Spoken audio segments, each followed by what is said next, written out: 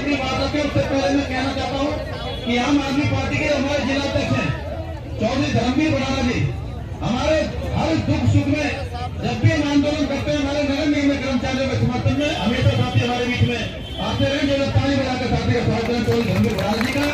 और हमने अमित तिरंगा हमारे आम आदमी पार्टी के हरियाणा प्रदेश के बहुत ही कदावर बड़े नेता हमारे आदरणीय अशोक तंवर जी आएंगे और अपने प्रिय कर्मचारी साथियों को पेंशन बहाली की मांग को लेकर हमारे समर्थन करेंगे। साथी अशोक तंवर जी जोरदार ताली बजाकर उनका स्वागत करें। अशोक तंवर जी। नगर पालिका कर्मचारी संघ हरियाणा जिंदाबाद जिंदाबाद जिंदाबाद, कर्मचारी संघ हरियाणा जिंदाबाद जिंदाबाद जिंदाबाद, सर्व कर्मचारी संघ हरियाणा जिंदाबाद जिंदाबाद जिंदाबाद, कर्मचारी एकता जिंदाबाद जिंदाबाद जिंदाबाद, इंकलाब जिंदाबाद जिंदाबाद जिंदाबाद, कर्मचारियों की लड़ाई जिंदाबाद जिंदाबाद जिंदाबाद।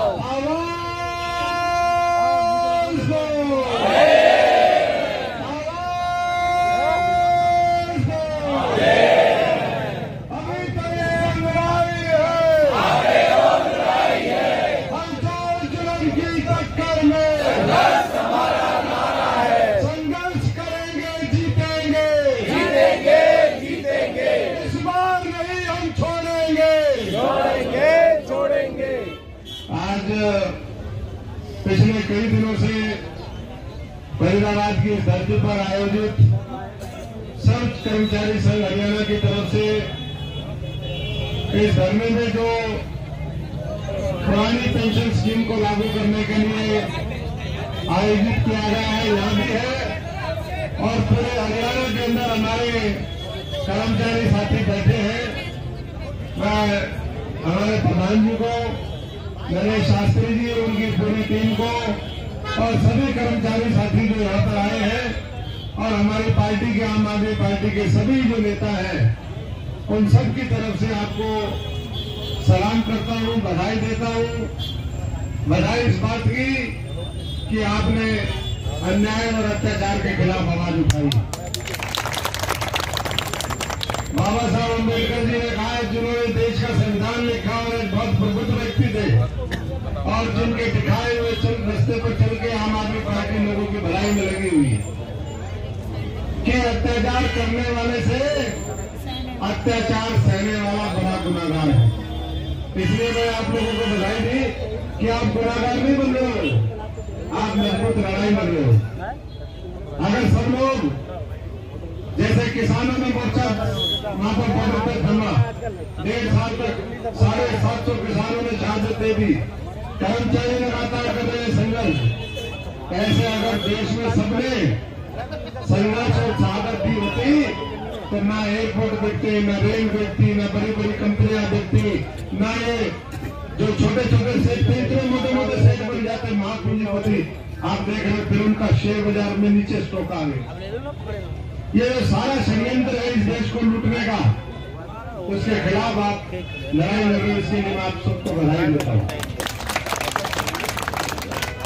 जहां तक सवाल वन रैंक वन पेंशन का है, मैं भी फौजी परिवार से हूँ, कर्मचारी, वो भी कर्मचारी, आप भी कर्मचारी। उनको भी पहले बड़े बड़े झांसे दिए कि वन रैंक वन पेंशन दे देंगे। मोदी जी ने देश में सबसे पहली जब रैली करी थी हरियाणा की धरती पर करी थी वन रैंक वन पेंशन को लेकर रेवाड़ी के अंदर, जब उनको ये कहा कि अब भारतीय जनता पार्टी के प्रधानमंत्री पद के उम्मीदवार होंगे, आज तक वन रैंक वन पेंशन नहीं मिली है। जंतर मंतर पे आज भी लोग बैठे कब से 2014 से लेकर के 24 आने वाला है, 10 साल हो गए। इसी तरीके से ये पुरानी पेंशन स्कीम की बात हुई। साथियों, हम तो इतना ही कहेंगे आपको बरगलाने के लिए, झूठ बोलने के लिए, झूठे लुटेरे भ्रष्टाचारी गंदे लोग आपके बीच में बहुत आएंगे, लेकिन आपने देखना कि कौन आपका सच्चाई से लड़ाई लड़ सकता है और जब मौका उनको मिले कौन सच्चाई से आपकी बात को लागू कर सकता है। ये फर्क आप लोगों ने करना है, क्योंकि जनता इस लोकतंत्र में सर्वशक्तिमान है और जनता जो फैसला ले लेती है वही चीजें होती है। और कई बार हम भी भ्रमित हो जाते हैं, नहीं वो कर देगा। जिन्होंने ये वन रैंक वन पेंशन और ये तमाम चीजें लागू नहीं करी, पुरानी पेंशन स्कीम आज तक लागू नहीं करी, जिन्होंने खत्म करी थी वो कैसे लागू कर सकते हैं? आम आदमी पार्टी ने पंजाब के अंदर इसको लागू करके दिखाया और हमारा वायदा है कि आज हम आपके संघर्ष में शामिल हैं और संघर्ष में शामिल है इसलिए आपके दर्द को महसूस भी करते हैं, समझते भी हैं। संघर्ष में भी पूरा साथ देंगे। आज तो भाइयों में हमारे साथी आते हैं जो नौकरी यूनिट है वो आपको समर्थन देने के लिए सारे आते हैं, चाहे धर्म में पढ़ाना हो, चाहे राजेंद्र शर्मा हो, ये हो, वर्मा जी हो, हमारे जितने भी साथी हैं, भाटी जी है, ये सारे आपको समर्थन देने के लिए आते हैं। लेकिन आज तो पुतला जलाने आए थे क्योंकि आपके ऊपर भी और सरपंचों के ऊपर भी जिस तरीके से लाठी 19 को आपके ऊपर लाठी चलाई और 2 दिन पहले सरपंचों के ऊपर लाठी चलाई। भाई अपना हक मांगने के लिए अगर आप मार्च करते हो, अगर मुख्यमंत्री से मिलना चाहते हो या उन तक अपनी बात पहुंचाना चाहते हो तो इसमें गलती क्या है? रोक करके बोले लठ मारो, और लठ भी कोई और नहीं मारता आपको, एक प्राइवेट लोग रिक्रूट करे हुए इन्होंने आरएसएस के गुंडे, वो लठ मारते देखना कभी। जब आप वो करोगे बैरिकेड लगे होंगे तो आपको सिविल ड्रेस में आगे लटने के खड़े होंगे। भाई उनको अथॉरिटी किसने दी? पुलिस से तो पिटवाते ही पिटवाते हैं, गुंडों से भी पिटवाते हैं। ये नया तंत्र शुरू हो गया है 2014 के बाद, तो उससे पहले नहीं थे कि प्राइवेट लोगों से पिटवाने का काम करें। लठत भर रखे हैं। तो इन चीजों का विरोध है कि जबरदस्ती जो आपकी आवाज को दबाने का एक प्रयास है। तो पूरा आम आदमी पार्टी का पूरे हरियाणा में भी और पूरे देश में समर्थन है 1 रैंक 1 पेंशन को लेकर के और आपकी पुरानी पेंशन दोनों को, इसको भी क्योंकि दोनों चीजें जुड़ी हुई है। जी बहाल बिल्कुल होगी, हरियाणा में बिल्कुल बहाल होगी क्योंकि हमें पता है ये माता जी बैठी है, 20 साल सर्विस के हो गए होंगे, 25 साल हो गए होंगे, आपको भी 25 साल हो गए, ये बाबू को 30-35 साल हो गए।